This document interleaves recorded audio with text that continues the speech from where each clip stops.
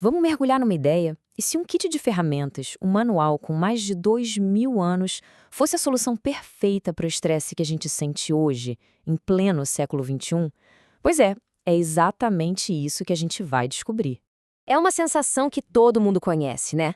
Aquela frustração que aparece quando o mundo parece que não coopera. Esse peso de se sentir sobrecarregado por coisas que, lá no fundo, a gente sabe que não tem como controlar. Pensa no trânsito, por exemplo. Um engarrafamento que não estava nos planos pode, sozinho, estragar o humor do dia inteiro. É um exemplo perfeito de como a gente gasta energia mental com algo que está totalmente fora do nosso alcance. Ou sei lá, no trabalho, um feedback um pouco mais duro, a reação quase que imediata é de se defender, de sentir como um ataque pessoal, e isso gera uma baita frustração. E os nossos planos então? Aquele dia perfeito, planejado por semanas, que vai por água abaixo, por causa de uma chuva que ninguém esperava. Mais uma vez, a realidade simplesmente acontece, queira a gente ou não. Mas e se a solução para essa ansiedade toda estivesse, na verdade, escondida numa filosofia antiga, nas anotações pessoais de um imperador romano? Pois é, Marco Aurélio, lá no diário dele, o Meditações, já estava lidando com essas mesmíssimas questões. E essa filosofia é o estoicismo. Olha, e não é sobre uma teoria acadêmica distante da realidade, não. É mais como um sistema operacional para nossa mente. Uma verdadeira arte de viver, feita para a gente construir resiliência e, finalmente, encontrar um pouco de calma no meio do caos. Bem no coração do estoicismo tem uma ideia central. Uma ideia que é, ao mesmo tempo, muito simples e incrivelmente poderosa. É o conceito fundamental conhecido como a dicotomia do controle. O filósofo Epicteto resumiu isso de um jeito genial. Algumas coisas dependem de nós, outras não. Parece óbvio, né? Mas a mágica acontece quando se entende e se aplica essa diferença no dia a dia. É isso que transforma a nossa experiência de vida. A prática é bem simples. Antes de reagir a qualquer coisa, a ideia é parar e categorizar. Imagina que é como cuidar de um jardim. O foco vai todo para cuidar das plantas que dá para regar e podar e aceitar o clima que não tem como mudar. E aqui a gente vê essa separação na prática. De um lado está o nosso universo interno, os pensamentos, as decisões, as atitudes. Do outro, o mundo lá fora, os eventos, o tempo, até o passado. O grande poder do estoicismo vem de focar toda a nossa energia no primeiro campo e aprender a aceitar o segundo.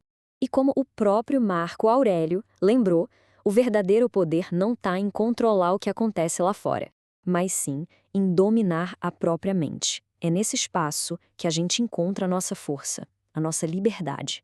Certo, mas como é que se transforma essa filosofia em ação? O estoicismo é, na sua essência, um kit de ferramentas prático. São exercícios, como os antigos diziam, para treinar a mente e fortalecer o caráter, dia após dia. O filósofo Pierre Hadot tinha uma imagem perfeita para isso. Ele chamava de esculpir a própria estátua. Essa construção pode ser dividida em 5 passos. Primeiro, identificar, separar o que está e o que não está sob o nosso controle. Segundo, agir com foco total no que se pode fazer. Terceiro, aceitar com resiliência o que for inevitável. Quarto, planejar, mas de um jeito flexível, se preparando para o inesperado. E quinto, refletir, olhar para trás, aprender com o dia e se aprimorar sempre. E no mundo real, isso faz uma diferença gigantesca. Dá uma olhada na tabela. Diante de um feedback duro, o foco muda da opinião do outro para nossa reação. Se um projeto dá errado, a abordagem é ver como aprendizado e não como derrota. A mentalidade histórica nos leva a focar no processo, na qualidade do nosso esforço e não só no resultado final. E toda essa prática é guiada por 4 virtudes principais, que funcionam como uma bússola moral: a sabedoria para entender o mundo, a coragem para encarar os desafios, a justiça para agir de forma correta com os outros e a temperança para manter o equilíbrio. Elas são a base de uma vida íntegra. E qual é o resultado de praticar essa filosofia com consistência? Bom, o prêmio é algo que todo mundo busca, um caminho em direção à serenidade. Ao focar no que se pode controlar, os benefícios vão se somando. Menos ansiedade, mais produtividade, relações melhores. Em resumo, o resultado é a serenidade emocional, a capacidade de navegar pelas ondas da vida sem se afogar nelas. É importante deixar claro, a ideia não é se tornar uma pessoa fria, sem emoções. Pelo contrário, É sobre canalizar nossa energia emocional de um jeito inteligente, transformando o que antes era um obstáculo em mais um degrau para o nosso crescimento. A questão que fica é essa: no meio do caos do dia a dia, o que pode ser aceito? E em que área dá para tomar uma ação deliberada? Essa pequena distinção, feita a cada momento, é o verdadeiro caminho para esculpir uma vida de serenidade e propósito.